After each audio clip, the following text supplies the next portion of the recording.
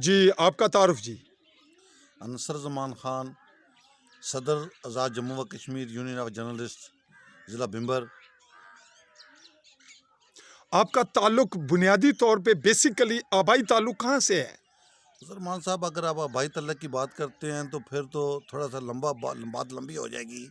کہ بیسکلی تو میرے جد امجد 1522 میں ظہیر الدین بابر سے کابل سے دہلی میں آئے، پھر وہاں سے وہ بہادر شاہ ظفر گرفتار ہوا تو چٹا وٹا میں گئے، وہاں سے پھر وہ بیرپانی آئے، وہاں سے پھر نشارہ کے نوائی گاؤں میں ڈینگ ہے کہ وہاں پر گئے، اور وہاں سے مائگریٹ ہو کر پھر وہ 1947 سے کچھ عرصہ پہلے 1940 میں ادھر کاولیاں کے نزدیک گڑی جگہ جہاں پر بیٹھا ہوں یہاں پر وہ مائگریٹ ہوئے، پھر 1990 سے یہاں سے پھر ایک بار پھر مائگریٹ ہوئے، اور بھمبر میں آج وہ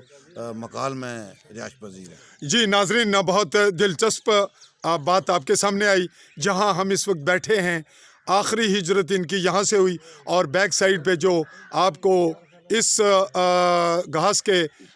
جو یہ ذخیرہ ہے اس کے بیک سائڈ پہ دور تک آخری جو درخت نظر آ رہے ہیں یہ ان کی آبائی یعنی ان کے والدین کی یہاں سے ہجرت ہوئی، اور اس کے بیک سائڈ پہ جو پہاڑی ہے وہ اس وقت انڈین زیر کنٹرول قبضے میں ہے، اور اس پر انڈین مورچے ہیں، بیک سائڈ پہ گڑی ہے، اور یہاں جہاں ہم اس وقت بیٹھے ہیں انصر محمود شہید 20 نومبر 2020 کے واقعے میں فاتح خوانی کے لیے یہ موجود ہوئے ہیں۔ جی آپ سے یہ پوچھنا چاہوں گا کہ کشمیر کے اس تمام صورتحال کے تناظر میں اس وقت گلگت بلتستان کا معاملہ ہم اس کو ڈسکس نہیں کر رہے، آپ سے یہ پوچھنا چاہیں گے کہ اس کا حقیقی حل کیا ہے؟ فضل رحمان صاحب،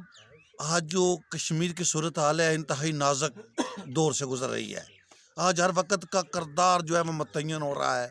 لیکن مجھے انتہائی افسوس سے کہنا پڑے گا کہ ہم وادی کے اس پار اپنے بھائیوں کو یہ ترانے پڑھ کر سناتے رہے کہ تم بھی اٹھو اہل وادی، جب اہل وادی اٹھے تو زادی کے بیس کم کے مکین مارے وکیل سمیت بیسی کی چادر تان کر سو گے۔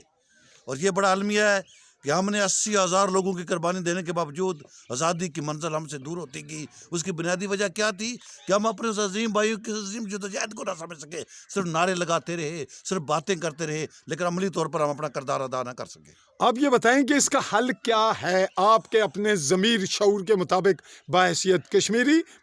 کشمیری صحافی، کشمیر کا حل اب آپ کیا دیکھتے ہیں؟